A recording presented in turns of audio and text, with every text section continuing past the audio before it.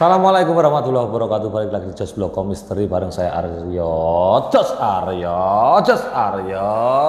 Yes.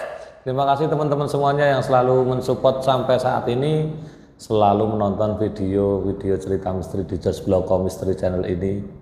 Dimanapun kalian berada, semoga semuanya semakin sehat, semakin lancar rezekinya, dan tentunya dimudahkan segala urus-urusannya di dunia ini. Amin. Cerita horor malam ini itu datang dari Waliman. Waliman ini menceritakan kisah di wilayahnya ada seorang pasangan suami istri yang berkehidupan tidak berkecukupan pada saat itu, dan saking tokoh, tempat, dan juga nama karakter semua sudah kita samarkan demi keamanan dan kenyamanan kita bersama.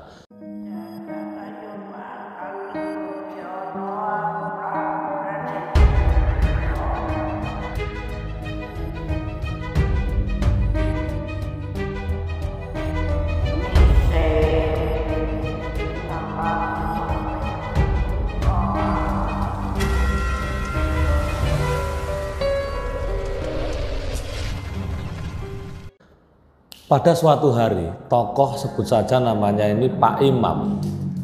Pak Imam ini pasangan suami istri, Pak Imam dengan Rohyati istrinya. Satu keluarga dengan keadaan yang tidak berkecukupan pada saat itu, yang diceritakan oleh salah satu viewer kita, Jos Bloko Misteri ini, bahwasannya di saat keterpurukan ekonomi keluarga Pak Imam ini, akhirnya memberanikan diri untuk mencari persugihan, dan imbas dari persugihan ini akhirnya yang awal mulanya perjanjian pesugihan ini tidak memakan tumbal, namun akhirnya Pak Imam baru tahu anaknya menjadi tumbal, tidak sesuai perjanjian yang pertama kali. Penasaran dengan ceritanya?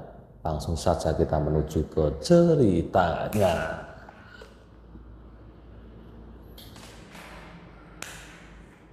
Baik, teman-teman semuanya, Pak Imam. Waktu itu satu keluarga ini keadaan kesusahan secara finansial, secara ekonomi, dan Pak Imam ini mempunyai dua orang anak yang anak pertama kali itu baru berusia sekitar 13 tahun dan punya adik lagi yang masih TK, taman kanak-kanak, usia 5 tahun sampai 6 tahun.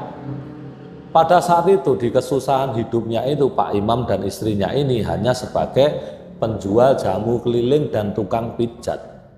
Sedangkan rumah pun masih ngontrak di tempat wilayah tersebut, belum mempunyai rumah sendiri. Dan karena selalu digerutu oleh istrinya sendiri yang membuat iman Pak Imam ini tidak kuat menghadapi hidup yang serba kekurangan. Belum lagi tentang kebutuhan anak-anaknya, kebutuhan sekolah, kebutuhan makan sehari-hari, jangankan untuk menabung. Pak Imam ini untuk makan saja sama bayar listrik sama tagihan kontrakan rumah saja tabungannya tidak cukup untuk 1 bulan. Dan dengan kemarahan istrinya setiap hari, bahkan setiap menjelang tidur, setiap sore Pak Imam pulang mencari nafkah, selalu ada suara-suara yang tidak mengenakkan. Dengan celotehan sang istri ini akhirnya membuat Pak Imam ini gelap mata, dan akhirnya Pak Imam memutuskan untuk pergi dari rumah pada saat malam hari. Pak Imam dengan pikirannya yang sangat bundet dan ruwet, akhirnya Pak Imam memberanikan diri untuk pergi ke suatu sendang mata air di daerah Jawa Timur sana. Pak Imam pergi sendirian pada malam itu, dan sampailah di tempat yang akan dipakai Pak Imam itu untuk istilahnya berdoa sesuai dengan ketidakpuasannya menghadapi hidup yang serba kekurangan ini. Akhirnya Pak Imam itu memberanikan diri malam-malam datang ke suatu sendang mata air itu, berjalan kaki dengan menapaki jalan yang begitu rumit, dan saat itu terjadi hujan dia tidak menghiraukan keselamatannya sendiri. Bahkan berjalan pun Pak Imam ini sebetulnya sangat kelelahan sekali. Dia menuruni tangga yang licin dan penuh dengan lumut. Dia berjalan sangat tergesa-gesa, ingin langsung mencari tempat yang dinamakan mata air yang biasanya dipakai orang itu tirakat di situ. Dan juga banyak tempat itu dipakai untuk mencari pelarisan, mencari pesugihan dan lain sebagainya. Sebetulnya tempat ini juga bukan tempat khusus untuk mencari pesugihan, namun berdasarkan informasi dari teman Pak Imam, waktu Pak Imam itu keliling, ada orang yang bilang kepada Pak Imam bahwasanya ada salah satu yang dulunya itu hanya mengemudikan becak atau sopir becak yang pernah mengalami kejadian seperti Pak Imam, kesusahan tentang ekonomi, akhirnya memberanikan diri mencari hal semacam itu. Ini informasi ditangkap oleh Pak Imam, dan di saat Pak Imam tidak kuat dengan celotehan istrinya dan menghadapi permasalahan keluarga setiap hari, akhirnya Pak Imam memberanikan diri ke tempat tersebut. Dan anehnya di tempat tersebut tidak ada orang satupun yang menurut cerita temannya tempat itu sering dipakai untuk ziarah, sering dipakai untuk orang-orang tirakat, orang-orang di situ melakukan ritual-ritual tertentu. Tapi pada malam hari itu Pak Imam tuh saking gelap pikirannya, Pak Imam memberanikan diri ke tempat itu dan memohon di situ. Entah memohon kepada siapa, yang jelas karena pikiran Pak Imam pada saat itu sangat-sangat dirundung dengan kesedihan, dengan kemarahan, bercampur dengan kegelisahan tentang menghadapi kehidupannya sehari-hari berkeluarga. Dan sebentar lagi ada tagihan kontrakan yang mau habis. Disitulah Pak Imam memutuskan untuk nekat menadahkan kedua tangannya di tempat mata air tersebut. Pak Imam berdoa sesuai dengan keinginannya Pak Imam. Dia memohon agar bisa lepas dari kehidupan susah saat itu. Entah kepada siapa yang Pak Imam ini memohon. Yang Pak Imam tahu, yang penting Pak Imam bisa lolos dari kemiskinan ini agar bisa seperti cerita-cerita yang didengar Pak Imam di pasar waktu itu, sesuai persis dengan kehidupan Pak Imam sehari-hari. Akhirnya tiba-tiba malam itu tidak dapat apa-apa. Pak Imam sudah nekat memberanikan diri di tempat yang tergolong tempat itu sangat mistis sekali dan sangat angker sebetulnya. Dan malam itu tidak ada satupun orang yang tirakat di tempat itu, hanya Pak Imam sendirian. Saking nekatnya Pak Imam memohon seperti itu. Dalam keputusasaan Pak Imam ini, sudah ngomel-ngomel seperti itu, sudah memohon-mohon seperti itu, karena pikirannya baru dirundung kegelisahan dan ketakutan, kecemasan tentang hidup, dan diliputi kemiskinan. Akhirnya Pak Imam bersekutulah dengan makhluk-makhluk seperti itu, namun tidak dikabulkan. Dalam hati Pak Imam sempat bergumam dalam hatinya, memang kehidupanku seperti ini dan aku tidak ditakdirkan untuk mencari persugihan. Itu yang ada dalam benak Pak Imam sebetulnya. Tiba-tiba setelah Pak Imam berdoa di situ memohon itu, akhirnya Pak Imam meninggalkan tempat tersebut. Baru 5 langkah Pak Imam meninggalkan tempat tersebut, ada suara memekik telinga, suara ketawa perempuan yang sangat menakutkan sekali terdengar oleh Pak Imam. Mau kemana kamu nak? Suara itu terdengar Pak Imam dan akhirnya dia menoleh, tidak berani. Dia berhenti sejenak untuk mendengarkan suara tersebut. Dari tadi tidak ada manusia satupun di situ. Setelah Pak Imam menoleh ke belakang, ada sosok nenek tua yang mengikuti Pak Imam di belakang.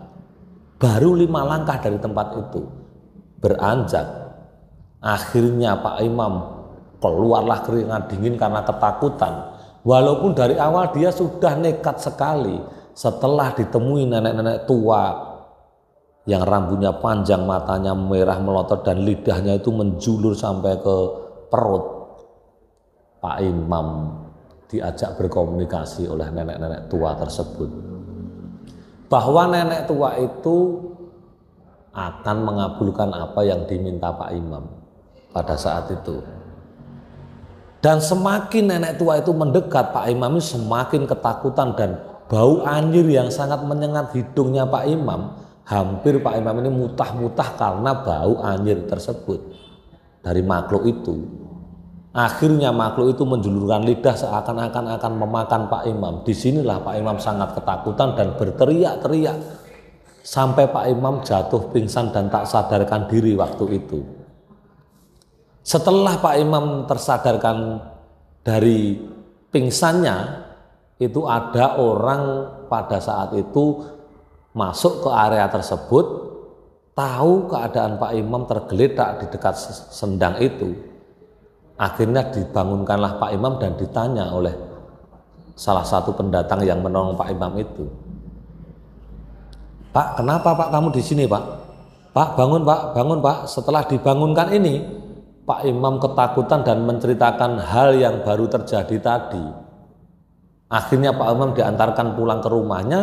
Setelah sampai rumah, Pak Imam masih mengalami demam dan karena ketakutannya. Makhluk yang tadi menemui Pak Imam di sendang tadi akhirnya juga ada di rumahnya Pak Imam. Karena Pak Imam tidak sadar saat itu Pak Imam sudah mengucapkan kata-kata yang diucapkan ingin kaya dan lepas dari kemiskinan. Akhirnya makhluk tersebut meresponnya sampai ke rumah.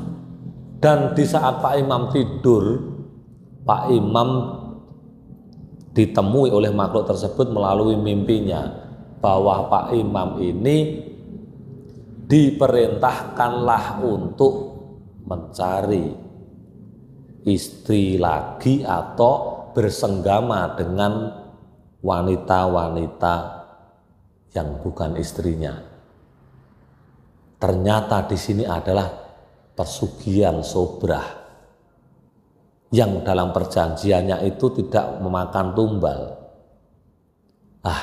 Singkat cerita, setelah pagi harinya Pak Imam teringat akan kejadian malam itu dan sampai masuk ke mimpinya ini, akhirnya Pak Imam saking nekatnya ingin lepas dari kemiskinan, Pak Imam mempraktekanlah hal tersebut di kehidupan sehari-harinya. Pak Imam mulai ngomong sama istrinya yang sangat cerewet sekali karena keadaan ekonominya tadi sangat susah. Pak Imam memberanikan diri, "Bu, kalau kita ingin lepas dari kemiskinan, saya mendapatkan impian tadi malam waktu saya ada di sendang itu, Bu, bahwa saya disuruh untuk menggauli wanita yang bukan istrinya." Ini istrinya tidak mau menerima hal semacam ini, tapi akhirnya setelah berunding, dibiarkanlah Pak Imam itu mencari wanita lain demi kepuasan ingin lepas dari kemiskinan sang istri ini. Nah, singkat cerita Pak Imam ini memburulah gadis-gadis yang ada di desanya waktu itu. Dinikahilah oleh Pak Imam secara tidak nikah resmi untuk syarat mendapatkan kekayaan itu. Jadi hampir setiap minggu Pak Imam ini bergonta-ganti pasangan terus karena memang jenis persugihan ini adalah persugihan sobrah. Dan wanita yang digauli Pak Imam pun harus menyetujui persyaratan ini. Nanti akan sama-sama kaya, dan dalam perjanjian ini setelah yang laki-laki ini bersenggama dengan salah satu perempuan ini juga harus ikhlas. Nanti perempuan ini juga akan menjadi tanggung jawab oleh Pak Imam. Setelah berjalannya waktu, karena saking kepepetnya ekonomi betul-betul terjadi. Hasil rezeki keuangan Pak Imam ini meningkat drastis dari berbagai arah. Dia megang apapun, berjualan apapun semakin laris dan semakin jaya, dan dia terangkat secara ekonomi. Rumah sudah tidak ngontrak lagi, bisa membeli tanah yang sangat luas, bisa mendirikan rumah sendiri yang sangat mewah. Dan pada saat itu semua tetangga mulai curigalah kepada Pak Imam. Kenapa yang Pak Imam dulu itu seorang yang susah kehidupannya, rumah ngontrak dan lain-lain, dalam jangka waktu kurang dari 2 tahun Pak Imam sudah memiliki rumah yang sangat bagus, memiliki mobil dan memiliki semua kekayaan melebihi tetangga-tetangga pada saat itu. Semuanya pada heran. Namun kelakuan Pak Imam ini sungguh sangat aneh sekali. Setiap malam Pak Imam ini keluar dari rumah bergonta-ganti pasangan terus. Hampir ada 7 yang menjadi pasangan ilegal Pak Imam ini. Dan istrinya yang pertama oke-oke saja, memang ini perjanjiannya seperti itu. Pesugihan Sobrah ini Pak Imam jalani bertahun-tahun dan kekayaannya semakin meningkat. Dan ternyata seperti perjanjiannya di awal bahwa pesugihan itu tidak meminta tumbal, semuanya adalah omong kosong. Di saat puncak kejayaan Pak Imam di bidang ekonomi, kekayaan sudah didapatkan, semua orang segan dengan Pak Imam dan keluarganya, dan banyak orang yang mencibirnya juga bahwa Pak Imam ini adalah orang yang bersekutu dengan makhluk seperti itu. Tetangga-tetangganya sudah semuanya tahu. Karena kekayaan didapat ini terlalu cepat sekali, dengan usaha yang tidak begitu menonjol. Akhirnya anak 2 Pak Imam tadi, yang anak pertama menjadi korban tumbal tersebut. Anak Pak Imam mengalami jatuh sakit mendadak dan akhirnya tidak tertolong. Di keadaan anak ini sakit, Pak Imam ditemui sosok yang waktu awal pertama tadi perjanjian dengan Pak Imam, melakukan perjanjian pesugihan Sobrah ini, ternyata meminta anak yang pertama. Dan akhirnya setelah kepergian anak yang pertama, semua tetangga itu sudah menduga bahwa anak ini adalah dijadikan korban tumbal. Namun dengan ketidaktahuan Pak Imam tetap bersikukuh tidak karena perbuatan Pak Imam. Setelah Pak Imam sendiri mengetahui bahwa sosok nenek-nenek tua itu tadi datang lagi menemui Pak Imam, anak Pak Imam yang dijadikan tumbal itu muncul. Pak Imam mendapatkan gambaran bahwa anak itu dirantai di sebuah tengah hutan dengan ketakutan dan dicambui oleh sosok nenek tersebut. Pak Imam baru tersadar bahwa apa yang dilakukan ini akhirnya mendapatkan balasan orang yang disayanginya, anak-anaknya ini. Yang pada awalnya itu Pak Imam pengen membahagiakan istri dan anak-anaknya, nyatanya anak yang pertama yang paling disayangi ini telah tiada, menjadi tumbal. Dan setelah kejadian anak yang pertama ini, akhirnya Pak Imam ini sempat tidak terima dan kembali ke tempat awal tadi yang Pak Imam waktu masih miskin itu menadahkan tangan memohon-mohon di situ, dan seolah-olah tidak terima, menantang tempat itu. Nenek tua yang waktu itu menemui Pak Imam muncul kembali di hadapan Pak Imam, dan Pak Imam saat dengan pikiran nekat karena kehilangan anak itu, Pak Imam sangat kecewa sekali dan tidak ingin hal itu terjadi sebetulnya. Tapi memang itu adalah konsekuensi daripada perjanjian bersekutu dengan makhluk-makhluk seperti itu. Dengan suara yang sangat menyeramkan sekali, nenek tua itu datang di hadapan Pak Imam. Anakmu tangguh, tumbal. Pak Imam waktu itu marah, sangat menangis, marah, kepingin anaknya dikembalikan hidup dan akulah sebagai gantinya.